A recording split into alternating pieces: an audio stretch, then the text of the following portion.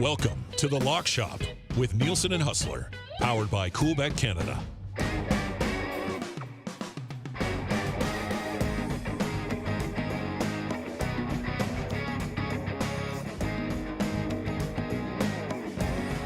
What is going on, Lock Shoppers? Nielsen and Huss back with you once again, as always, brought to you by our partners at Coolbet. If for some reason you've been listening to or watching Lock Shop and you didn't know that already, you're not paying attention. But coolbet.com, sign up for an account today, use the code LOCKSHOP, and you get a 100% deposit bonus on your initial deposit up to $200. Huss, what's up, buddy? How about those Detroit Lions, eh? They are on the list. They are on the list, Dusty. Prevented a perfect 4-0 week, screwed the Lock Shop partner parlay, and the way that it happened was the most vintage Lions way to lose.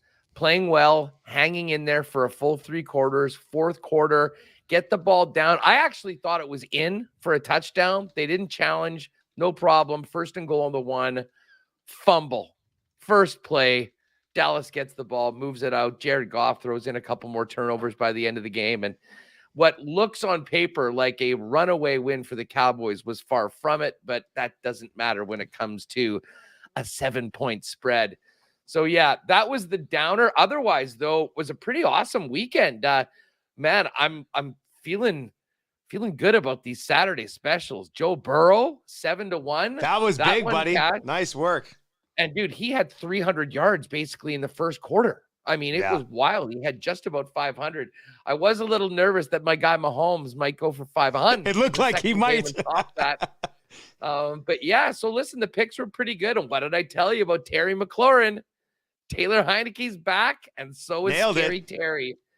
But listen, I don't even know where you want to start. I mean, those are all fun things personally for our bets. But, I mean, let's face it, the two biggest stories is what's happened to Green Bay and Tampa Bay. I've had this Tom Brady eulogy prepared for many years. Is it time to read it, or is this just going to be we laugh? I knew it wasn't going to, because I was on the Bucks minus 13.5 in that game, and I was on a Mike Evans touchdown minus 108 as one of my TD scores. And when I saw Mike Evans drop what is a 100% routine Mike Evans catch, any receiver in the league, hell, a tight end, you put a fat guy on the old line down the field, they're probably hauling that thing in. And when I saw that drop, I knew then. I was just like, shit, I'm done. I should have live bet the Panthers to hedge at that moment when they dropped that, because I mean, that didn't look good. Brady probably should have thrown 3 or 4 interceptions into this football game, man. Like, they look like an absolute train wreck. Brady almost looks like a skeleton at this point. We had people texting into the show today. We had a little fun on the Nielsen show today, laying it out. Tom Brady looks like blank. And the guy who won text of the day was, Tom Brady looks like a guy who finished 3rd in a Tom Brady lookalike contest. And that's what he looks like. You're like, you look at him, you're like, that might be Tom Brady. Somebody said he looks like a wax figure that's done poorly. You know, like that's what it looks like. Now, if he didn't move, that's what it would look like. And that's off the field. On the field, you can kind of say the same thing. They can't run the ball. I cannot believe that they got pumped by the Panthers post McCaffrey trade. That one killed me. So if I'm shit-listing anybody, it's definitely the Bucs. I won't touch them again all season. I know we've got them on Thursday night against the Ravens. I don't care how that number moves. I don't care where it goes. I cannot put anything anywhere near the Bucs for the rest of the year. Man, they piss me off. Well, how about we just relegate the NFC South right now? Because the Bucs are still in first place, tied with the Falcons at 3-4. And don't look now, but the Carolina Panthers are red hot and are just 1 game out of first place. And don't they hold the tiebreakers? Right, I feel like they hold the tiebreakers. Both their wins. Were both their wins in the division? I'm trying to think. Who's the other one that Panthers beat? Yeah, so, yeah, which is just bizarre. So and then there's Green Bay, who has lost in consecutive weeks to the Giants, to the Jets, and now the Commanders. And I watched decent chunk of that game on DAZN last night, and I watched the highlight pack even after once the Sunday Nighter wrapped up. And you just see Aaron Rodgers looking for answers outside of himself. You know what I mean? Like he's looking and going, what are we doing? What's this play call? Why can't this guy catch this? Why can't this guy catch that? Look at what the Giants are doing with Saquon Barkley and a bunch of nobodies. You have Aaron Jones. He had 9 catches last night. I mean, operate an offense built around your strength as opposed to, which might not be Aaron Rodgers at this point, but operate your offense built around your strength as opposed to trying to make something out of these guys who just aren't that guy. So I can't believe if you would have told me at the beginning of the year, looking at their schedule, oh, don't have Devontae Adams anymore, all that stuff. If you would have told me that they're going to drop 3 in a row to the Giants, Jets, and Commanders, I would have put my freaking mortgage on that not happening. And here we are. It has happened, and they're 3-4.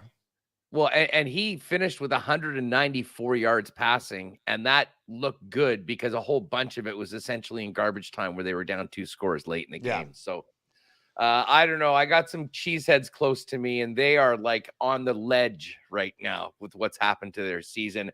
That being said, a lot of happy Viking fans around here that got to kick back on a bye week and watch the Packers lose. Interesting stuff in the NFC North right now. All right, we're going to get to our Monday night picks in just a second. Jake Bullen-Moss, though, is going to pop in here from Coolbet. You can find him on Twitter at Jake Bullen-Moss. See what he's thinking for the Monday nighter, and more importantly, how'd the Sunday go, Jake? Gentlemen, how we doing? Good. Well, good. Not as good as you. Congrats on your little Equinox bet. Just around the horn with winners, JVM. Yeah, I own the Sports Equinox, obviously. I did it on Thursday, I think it was. I hit a 5-legger there, and then I hit a 4-legger yesterday. Pick from all the big 4. So yeah, it's been a little wild. You look back on the bets and you're like, wow, I wish I placed more on them. I always get so scared because it's like I know how parlay betting works, but yeah, I guess I've just gotten a little horseshoe here going. So yeah, the accounts are looking fresh going into this week. I'm sure I can run them right back into the ground though. You know, we were just talking about the Packer game. Your NFL leg on that bet was in fact the Commanders. What was it? I mean, I had the Commanders on the spread as well. The start when they gave up that pick 6, I wasn't feeling too good about it. But what did you think of that game? And why was Washington the game that you selected of all of the NFL to throw on your Equinox bet? Yeah, I think we talked about it on maybe it was Friday's show, and that was one of those lines that was a little fishy to me. And I was like, oh, only 4.5 for the Packers, who should be good, and Washington, who starting Heineke. But I don't know, there was just something about that. I figured if I was going to go long shot, that was kind of the team that I picked as the outright. I'd already bet them, I think, separately on the spread at 4.5. Actually, I think I bought it up to 6, actually, which didn't really matter at the end of the day. But yeah, I was like, well, if I'm going to go long shot, I think I'll throw them in. And I think it was, 3+ money. And then the Cavs, who actually ended up going to OT. That one got scary there as well. But yeah, no, it was just luck of the draw, I guess.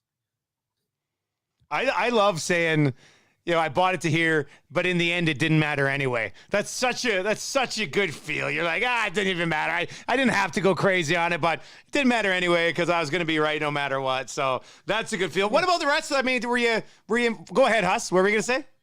I was just going to say the regret comes in when you didn't lay it on the money line and probably could have gotten 2 or 3 times as much on the return. But that's why we do it. Did you have much else going on Sunday, Jake? Yeah, I was all over the board. And I hate to bring this up because we don't offer it currently, but I'm all over these player rush attempts lately. I think I had Brian Robinson yesterday, which hit, Tony Pollard, which also hit. And then I think the third one lost, Eckler. That Chargers game was just like, what a mess. Like, what is going on with the Chargers? I mean, I guess it's the same franchise, just different players, but yeah, I don't know. It's interesting. The Seahawks, they're buzzing right now. I think they're first in their division. I wouldn't have guessed that at this point in the season. I know you guys were already talking about Brady and Rodgers, and I mean, maybe we're seeing a turn here in the NFL, which is sad. That means I'm getting older, and I'm sure you guys probably feel the same way. Well, Dusty, I'll say one thing that we know. The AFC West is what we thought it was previous seasons. For all the talk about Denver and the Chargers and the Raiders all coming for the Chiefs, Chiefs that was an exclamation point yesterday. I mean, that was an absolute smashing of one of the top defenses in the league. Nick Bosa was back. Mahomes, one of his best games in the season. And then you add in what's happened to the Denver Broncos, losing at home to the Jets, and maybe the most disappointing loss of the week outside of that Packer and Tampa Bay losses has to be the Chargers. I mean, they got absolutely lit up by Geno Smith and the Seattle Seahawks. And maybe we shouldn't be surprised anymore because this has happened over and over again. But there's still considerable underdogs week after week after week. And yet here they are, never mind being in it at the top of that division. Yeah, Huss, tell me how I can bet a Kittle Kelsey touchdown parlay, and I can't get a Kelsey touchdown with 44 points on the board. Like, are you kidding me? The National Tight Ends Day, we can't find an end zone for Kelsey. National Tight Ends Day. That was that's dirty, actually. Now that I think about it, I forgot about the significance of National Tight Ends Day, and those guys were going at it. Kittle did have a pretty good game, and listen, Kelsey's always going to be impactful, but yeah. Maybe they figured he used his quota with his 4 touchdowns on 25 yards in prime time last week. Yeah. 2 weeks ago. Yeah. Jake, what are you thinking for tonight, buddy? What's the play tonight? Yeah, I mean, I can't believe they're starting Mac Jones. That'll be the first thing I say. I think Zappy's looked great in his 2 starts, and then they're just going to go right back to Jones.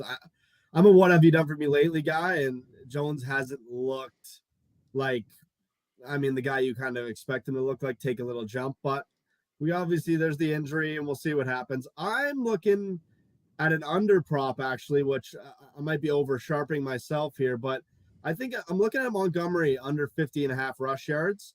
I think Bill's the type of guy that obviously is going to shut down your best weapon. I think Monty has been one of the better weapons on a Bears team that's a little underwhelming. And I think Herbert's looked a lot better, honestly, over the last couple of weeks. Obviously, Monty had the injury there for a bit. He's come back. Herbert had a huge run. I think it was last week or maybe the week before in prime time. He's good.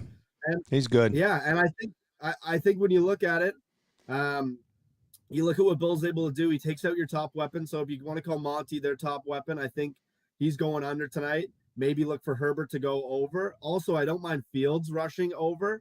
I think for whatever reason, I feel like Bill struggles against these mobile QBs. You watch Josh Allen just eat them alive. Obviously, he has the arm as well, so that's a little bit different than Fields, who obviously there's moments where he looks really good, but moments where he doesn't look so great. So I think my number one there is Monty under tonight. I think if he doesn't get it going early, maybe they switch over to Herbert. And if they're down in the game, they're probably going to have to pass a little bit more as well, right? So you see an 8-point spread, expect them to be down. Obviously, I want the Pats to win, but I'm a little nervous about Mac Jones. I'll be honest with you guys. All right, buddy. Well, enjoy that game tonight, and thanks for popping by. Yeah, appreciate it, boys. Have a good one. Thanks, Jake. There you go. It's Jake Bolin-Moss from Cool Bet sliding in today, and that'll bring us to our picks. And this is a weird one. This is a weird one, and we're gonna go head to head against the spread. Monday nights has not been great for us. We've been killing these totals though, and we're both on the same side of the total again tonight here, Huss. So. Lay it out for me, buddy. You're going to get the Bears. You got the Bears, I guess, locked in at 8.5 last night. I'm on the Pats, and this actually worked out well for me because I got them at 8 this morning. I don't know how much more of this line's going to move throughout the day or not, but why did you decide to go with the Bears? Yeah, and by the way, the total actually has gone gone down a full point from 40.5 last night to 39.5. Well, I still maintain I was on the right side of that damn Bears game last week against the Commanders. And listen, if Matt Eberflus could just figure out a way with about, what did they have, 10, 12 chances inside the 10-yard line to get it into the end zone, make it happen once, we're talking a completely different game. But there were some things that actually impressed me about the Bears in that game. I thought Justin Fields, working with a very limited offense, was able to generate a few bigger plays that hadn't been there in earlier weeks.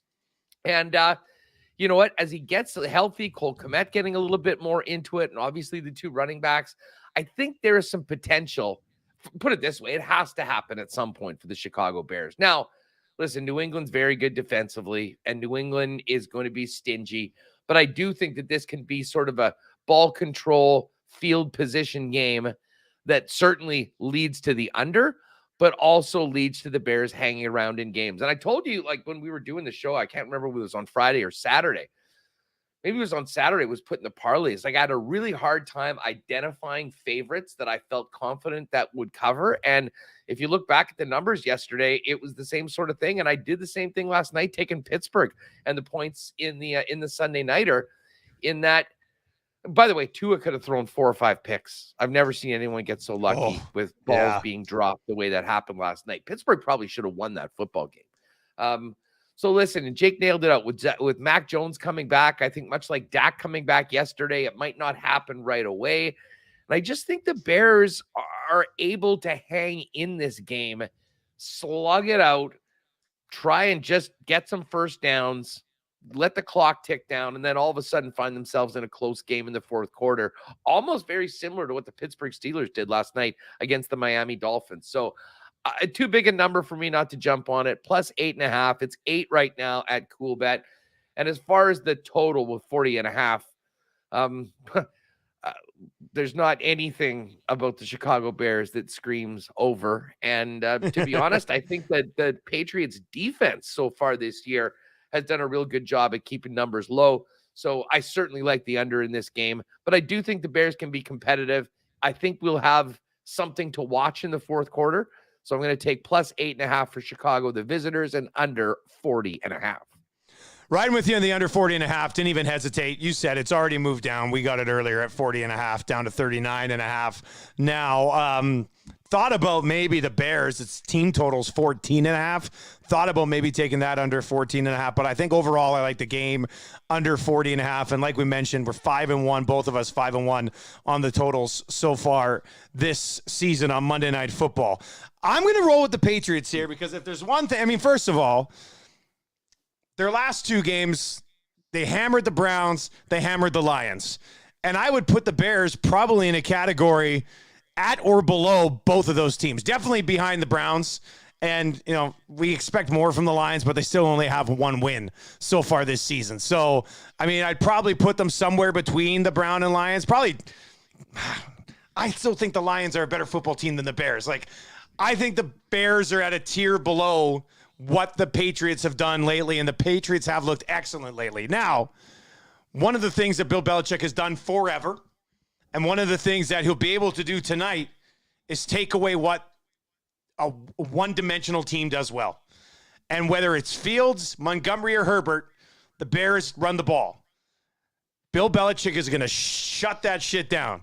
So then you've got to rely on Justin Fields to throw the ball, and his own team doesn't necessarily rely on Justin Fields to throw the ball, let alone against a Belichick defense that's been playing pretty well. So this game kind of reeks of 20-10, 23-12, 23-7.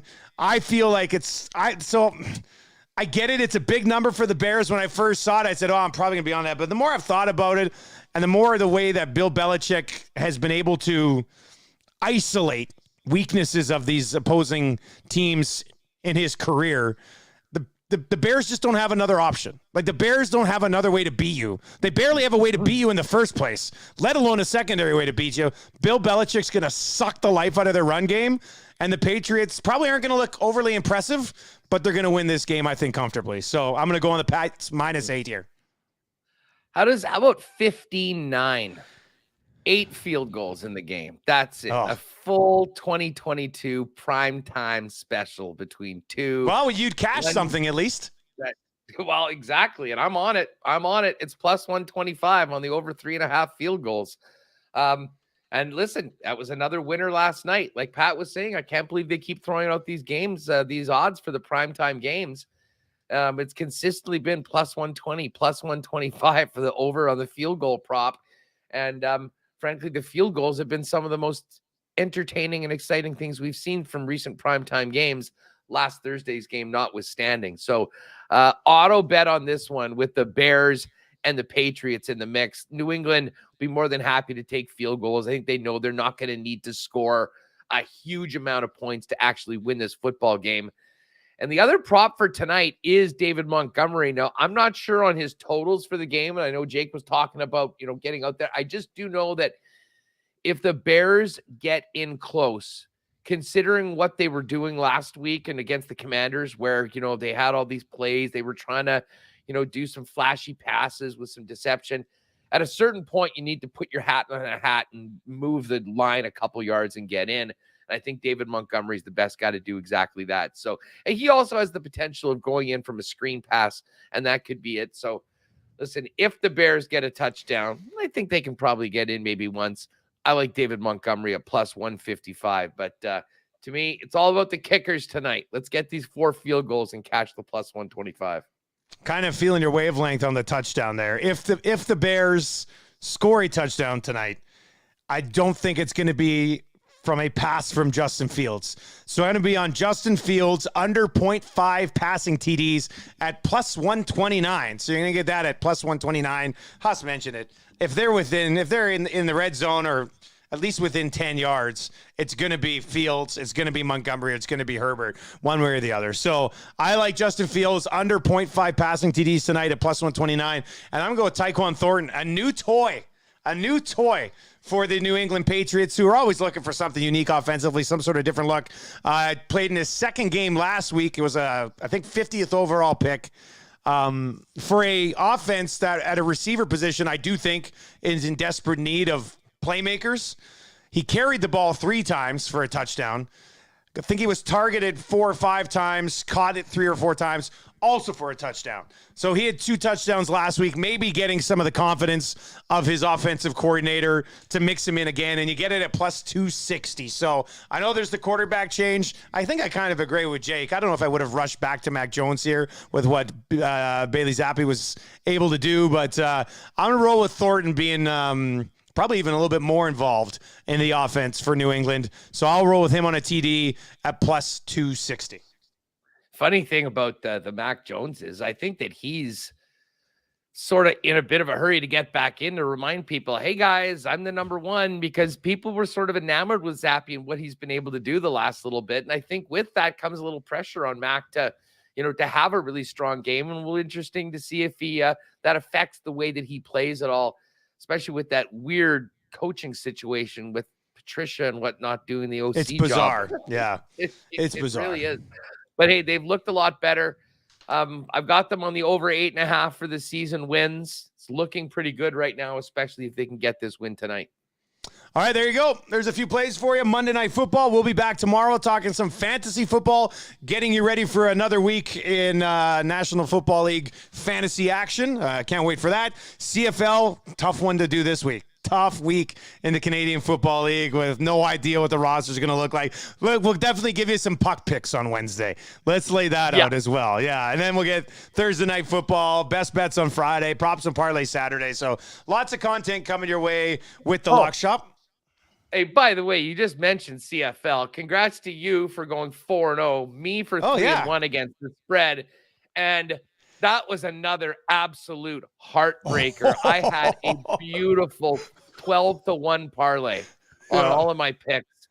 And that beady field goal attempt on the final play of the game, folks, the spread was 1.5. The game is tied. Attempting a field goal that would win it for the Argos. It goes just wide. Through for the single. There was a 12-man penalty. It didn't matter. They declined it and ended up winning by 1. So an absolutely excruciating way to lose a perfect week in a parlay. But credit to you. I hope you parlayed your picks, because that's a nice little 4-0 to finish the last meaningful week in the Canadian Football League before they go through the motions next week and get ready for the playoffs. I was sitting there watching on the screen in Regina, waiting to do that next game, and everybody's just like, man, you're really into this, eh? I said, oh, I'm into this. Like, this is going to be big. So when Beatty set up, I was disappointed as hell. I was just like, damn it. Like, I'm not going to get this. And then he missed, and I was just like, oh, well, too many men. They're going to run it back. And when they're like, penalty declined, single point, because what's his name stepped out of the back. I was just like, yes, what an amazing way to cover 1.5. Like, just incredible. First two. I was on the way to the Jets-Leafs game, and I basically made the Uber sit outside for 5 minutes, just waiting to find out the conclusion of the damn game. And then for it to end the way that it did was not good. But anyways, it was a good Sunday in the National Football League, and got a Jets-Blues game tonight I'll be checking out, keeping an eye on the Monday Nighter. And get into some fantasy and start building up for another week. A bunch of good teams coming off buys, a bunch more good teams going on buys next week. So both from a betting and fantasy perspective, lots for us to get to this week. Well, and with that trade deadline looming as well, some guys you might be able to stash just in case things open up. For example, the Christian McCaffrey trade. So we'll get into that tomorrow. For Huss, I'm Nielsen. If you've been watching the live stream, subscribe to the podcast so you never miss an episode. Just search The Lock Shop on all your podcasting platforms, and we'll be back talking some fantasy tomorrow. See you then, buddy. Later.